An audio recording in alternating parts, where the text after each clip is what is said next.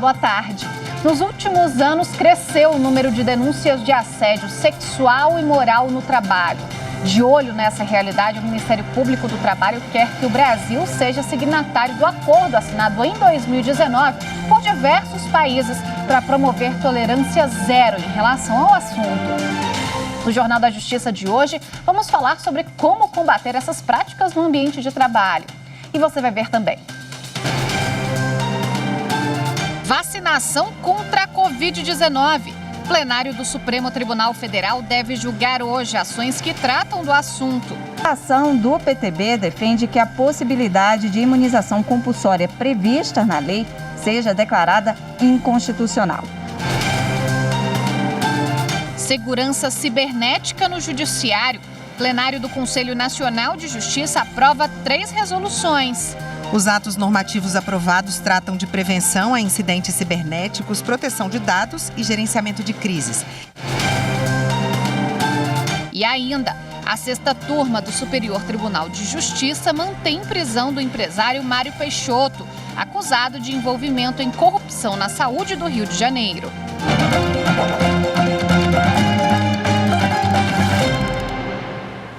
A 6ª turma do Superior Tribunal de Justiça manteve prisão do empresário Mário Peixoto, acusado de envolvimento em corrupção na saúde do Rio de Janeiro. A 6ª turma do STJ negou por unanimidade pedido de habeas corpus impetrado pela defesa do empresário Mário Peixoto, investigado por suposta participação em esquema de corrupção que envolveria contratos no setor da saúde do Rio de Janeiro. Ele é acusado de corrupção, lavagem de dinheiro, organização criminosa e também obstrução da justiça. De acordo com o processo, mesmo durante a pandemia da Covid-19, o esquema criminoso teria continuado a operar no âmbito das contratações emergenciais de combate ao novo coronavírus. O relator do habeas corpus no STJ, ministro Rogério Schietti Cruz, destacou o elevado grau de periculosidade do empresário, ressaltando que a continuidade dos crimes durante a pandemia, entre outros fatores, demonstraram que medidas alternativas à prisão seriam insuficientes para garantir a ordem pública, a ordem econômica, a instrução criminal e a aplicação da lei penal. O Ministério Público Federal denunciou o governador afastado do Rio de Janeiro, Wilson Witzel, o presidente do partido dele, Pastor Everaldo, o ex-secretário de Saúde do Rio, Edmar Santos, e outras 11 pessoas. Eles estão sendo investigados pelos crimes de corrupção ativa, corrupção passiva e lavagem de dinheiro. Quem traz mais informações para a gente ao vivo é Carolina Chaves. Boa tarde, Carol. Olá, Evne, boa tarde para você, boa tarde a todos. Olha, a denúncia oferecida ao Superior Tribunal de Justiça está ligada às investigações da Operação Kickback. Foram cumpridos 10 mandados de busca e apreensão, 2 de prisão preventiva, além de medidas cautelares e também indisponibilidade de bens dos investigados. Bom, além da condenação dos denunciados, o Ministério Público Federal pede também a perda da função pública, especialmente para o Wilson Witzel, e também o pagamento de indenização por danos morais de, no mínimo, 160 milhões e 700 mil reais. O valor é o dobro do montante que foi desviado e lavado no esquema criminoso. Evne, segundo as investigações, de julho de 2019 a março de 2020, o Wilson Witzel, se utilizando do cargo de governador, em 11 oportunidades, ele solicitou, aceitou promessa e recebeu vantagens indevidas de cerca de 53 milhões de reais, agindo em parceria com o pastor Everaldo, também com o ex-secretário de Saúde Edmar Santos e o empresário Edson da Silva Torres, que, segundo as investigações, eram os pilares do esquema criminoso. Evne. Muito obrigada, Carol. O Supremo Tribunal Federal manteve, exigência de 100 salários mínimos para a criação de empresa individual de responsabilidade limitada. As informações com a consultora jurídica da TV Justiça, Gisele Reis. A empresa individual de responsabilidade limitada, conhecida como EIRELI, é um tipo de empresa em que o empreendedor é o único responsável pela pessoa jurídica. Não há necessidade de sócios. Essa configuração tem sido muito utilizada pelo pequeno e médio empreendedor porque ela separa o patrimônio da empresa do patrimônio pessoal do empresário. O Código Civil prevê que o capital social deste tipo de empresa tem que ser de no mínimo 100 salários mínimos. E essa condição acabou sendo questionada no Supremo Tribunal Federal em uma ação direta de inconstitucionalidade apresentada pelo Partido Popular Socialista. O primeiro argumento da legenda foi sobre a impossibilidade de vinculação do salário mínimo para qualquer fim.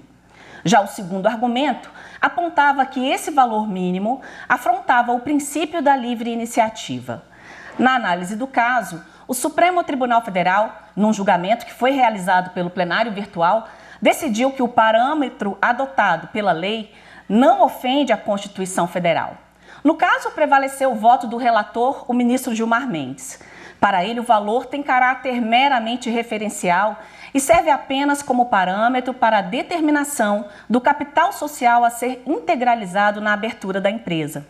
Também não é uma condição de acesso ao mercado, mas uma das opções que a lei estabelece para quem quer empreender.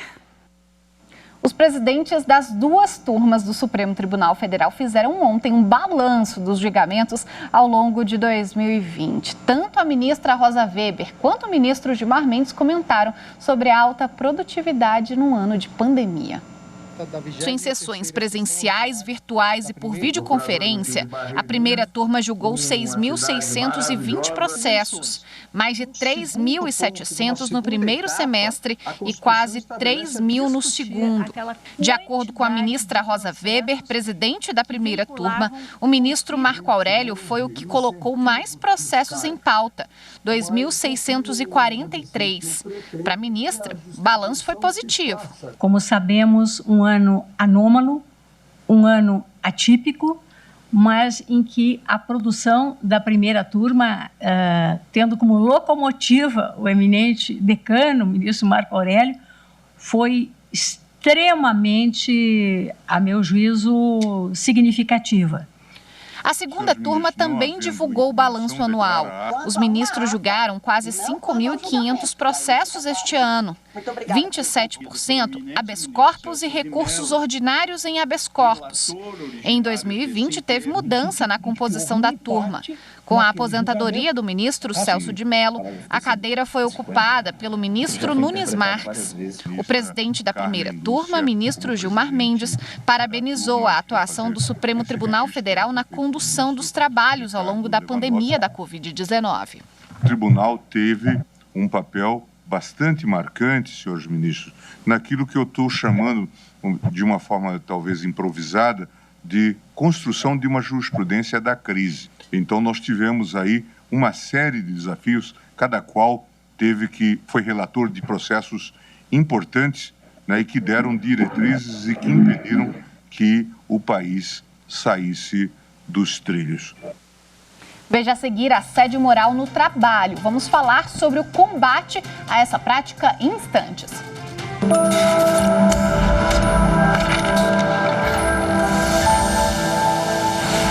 A Constituição é a lei fundamental do Brasil. Ela se encontra no topo do ordenamento jurídico e serve de parâmetro para as demais espécies normativas. É denominada Constituição Cidadã por prever e garantir direitos fundamentais imprescindíveis para a construção de um país melhor e mais democrático.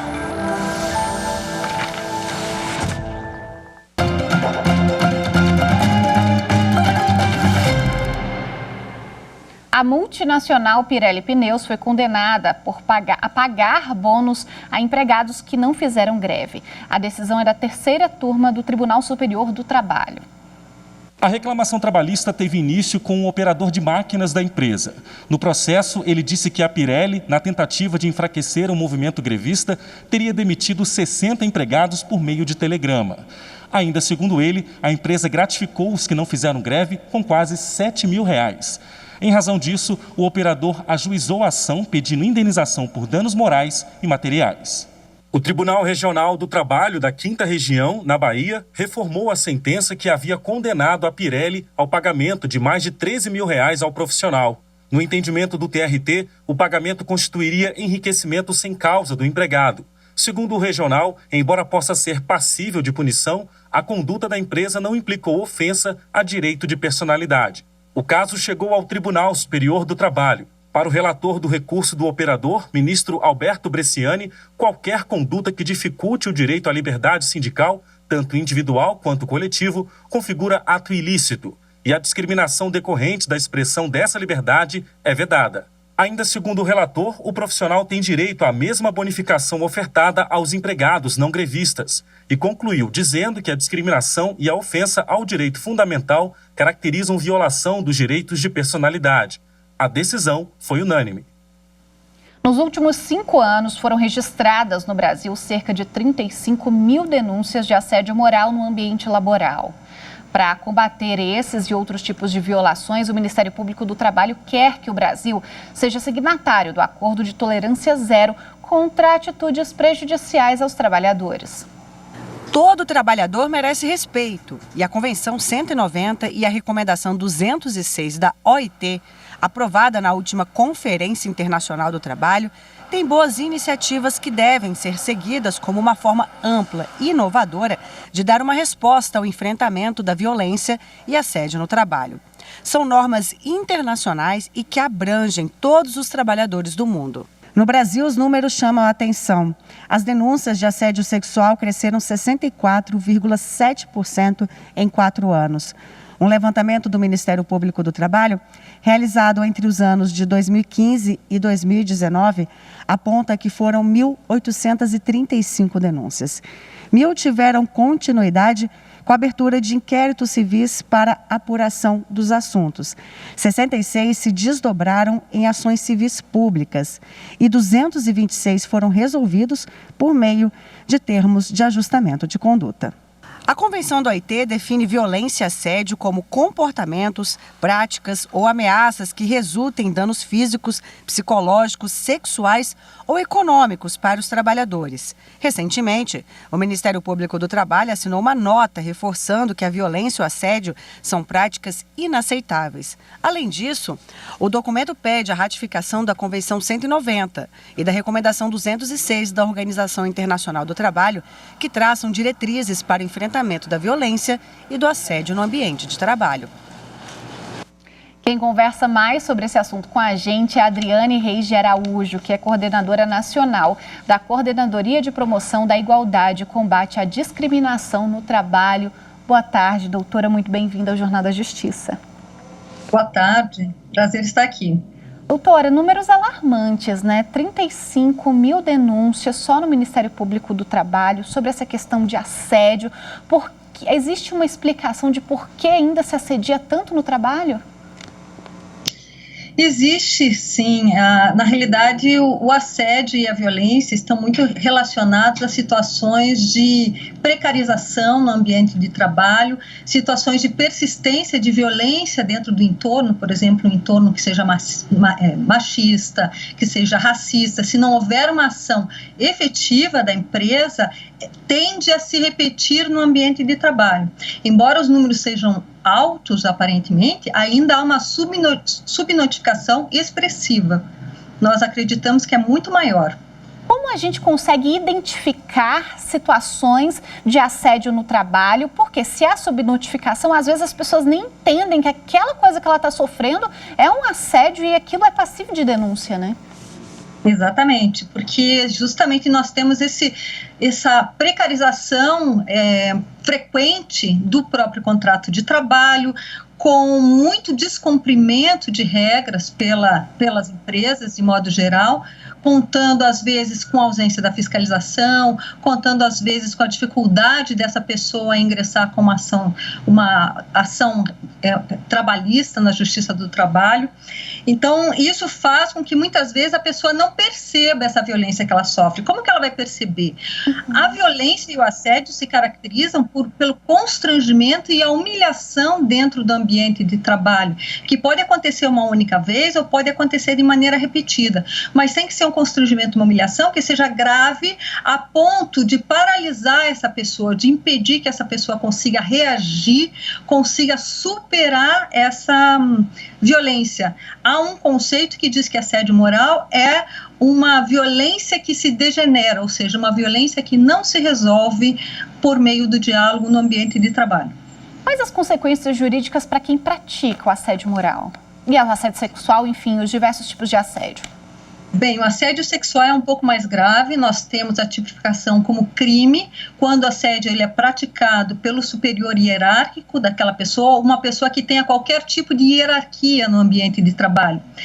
Quando o assédio sexual é praticado entre colegas ou o assédio moral que não tem uma normativa específica, as consequências podem ser desde o pagamento de uma indenização por danos morais pela empresa, uma indenização por danos materiais, porque muitas vezes gera o adoecimento desse trabalhador, dessa trabalhadora, pode ser físico, pode ser mental, e pode também gerar para o próprio agressor a interrupção do seu contrato de trabalho por justa causa.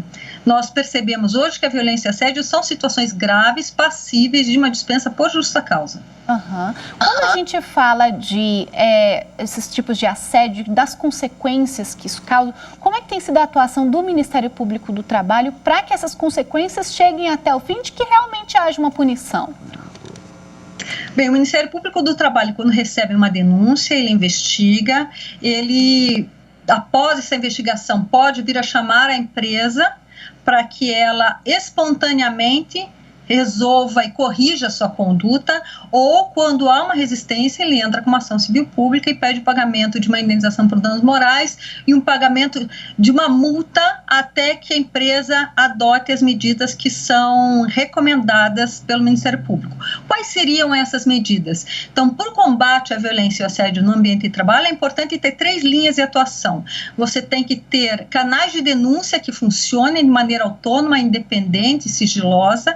É preciso ter a sanção do agressor, né?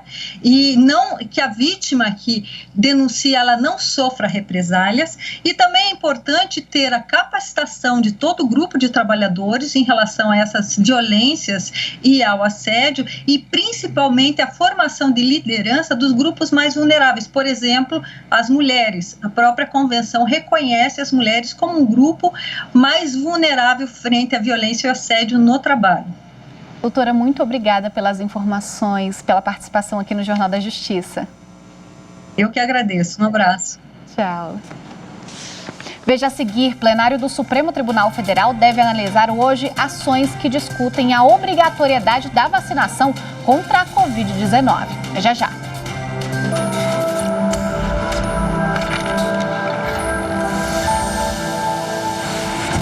A Constituição de 1988 merece destaque principalmente por ter trazido grandes inovações e garantias aos cidadãos. Um dos principais pontos da Constituição Federal é justamente o acesso à educação como garantia do Estado aos seus cidadãos.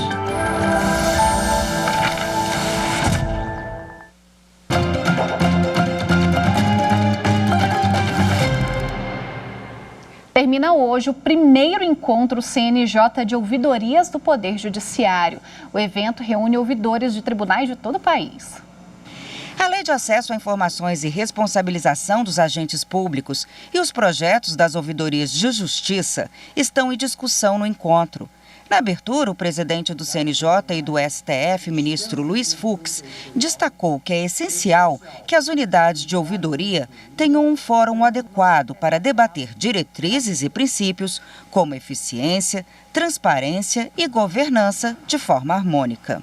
Precisamos revelar nossa unidade e, apesar das peculiaridades e divergências naturais de cada tribunal, incentivar e fortalecer a comunicação e a integração dos 91 tribunais, por meio de mecanismos de cooperação que visam ao aperfeiçoamento do sistema de informações ao cidadão. Participam desse primeiro encontro ouvidores, servidores e colaboradores que atuam na área de ouvidoria judicial. A ideia é que haja uma troca de informações e experiências.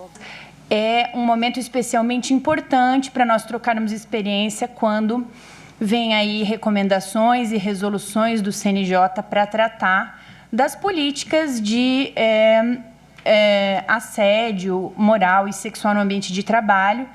E nós estamos aí querendo aprender para melhor poder lidar com essas difíceis questões que ainda atormentam muito fortemente o nosso modo de agir, de gerir pessoas e de prestar jurisdição. Os debates em curso serão proveitosos e contribuirão efetivamente para o aperfeiçoamento dos serviços prestados pelas ouvidorias.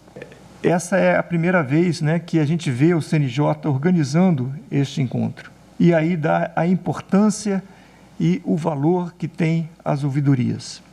Além de aproximar as equipes de ouvidores, o encontro traz inovações e tem como objetivo ampliar o espaço das ouvidorias, como instrumento de aperfeiçoamento contínuo do Poder Judiciário e de participação da sociedade nos serviços públicos. Na última sessão do ano do Conselho Nacional de Justiça, os conselheiros aprovaram 3 atos normativos sobre segurança digital. Os atos normativos aprovados tratam de prevenção a incidentes cibernéticos, proteção de dados e gerenciamento de crises. Eles vão embasar as resoluções que serão adotadas por tribunais de todo o país. As medidas já são resultado do trabalho realizado pelo Comitê de Segurança Cibernética do Poder Judiciário. O grupo, criado pelo ministro Luiz Fux, presidente do CNJ e do STF, está elaborando protocolos de prevenção, de gerenciamento de crises e de investigação para ilícitos cibernéticos que possam afetar as atividades dos órgãos judiciais. E antes de encerrar a última sessão do ano do Conselho Nacional de Justiça, o presidente Luiz Fux fez um agradecimento aos conselheiros e deixou uma mensagem de esperança para 2021. Sempre lembramos aqui, ao início dos nossos trabalhos, o sofrimento do povo brasileiro diante dessa pandemia. E então nós teremos necessariamente uma retomada em fevereiro, quando iniciamos nossos trabalhos, e que, na verdade, será um novo recomeçar, que nós não sabemos como. Nós fizemos todos os nossos esforços, alguns trabalharam virtualmente, outros presencialmente, mas o CNJ cumpriu à saciedade a sua missão. Que nós possamos ter um ano de paz, de reflexão, um Natal o quanto possível pensando no outro e um ano novo sempre almejando alcançarmos objetivos mais nobres do que esses que nós já propusemos esse ano. O Tribunal Superior Eleitoral determinou a realização de novas eleições na cidade de Itatiaia, no Rio de Janeiro. Veja esses e outros destaques da sessão do TSE desta terça-feira. O plenário entendeu que Eduardo Guedes, candidato mais votado para a Prefeitura de Itatiaia, no Rio de Janeiro, não poderia disputar a vaga em 2020. Eduardo foi eleito em 2016 e também comandou o executivo da cidade no período eleitoral do mesmo ano.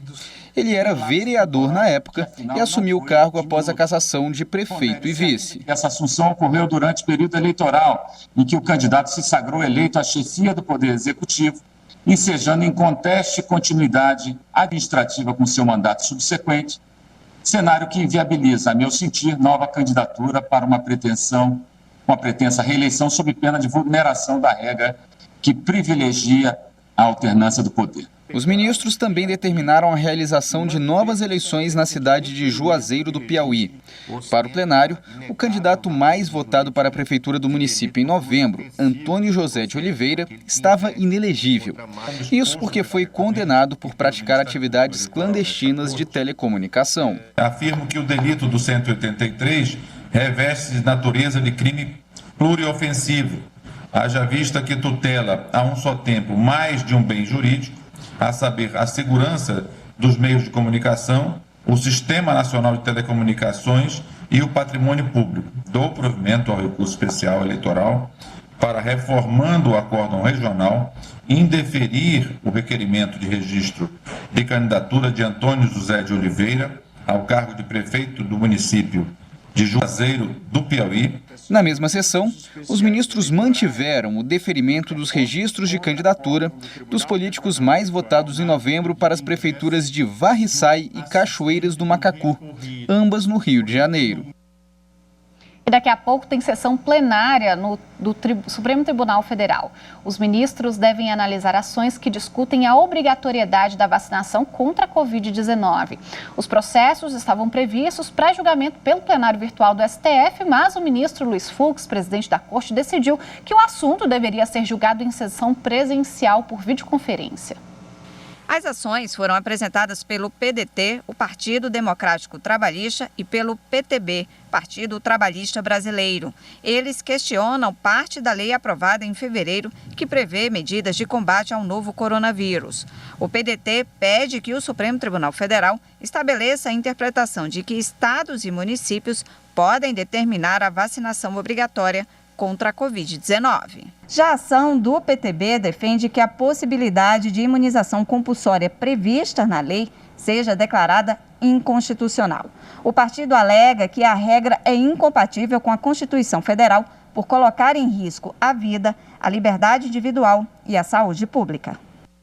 Os ministros também devem analisar um recurso que discute a obrigatoriedade de vacinar o filho de acordo com o calendário infantil de imunização. Com repercussão geral reconhecida e sob relatoria do ministro Luiz Roberto Barroso, o recurso analisa se o Estado pode obrigar os pais a vacinarem os filhos menores de idade, independentemente de convicções filosóficas, religiosas, morais e existenciais. A TV Justiça, claro, transmite ao vivo a sessão de hoje a partir das 2h da tarde. E o Jornal da Justiça fica por aqui. Muito obrigada pela companhia. Eu te espero amanhã. Tchau, tchau.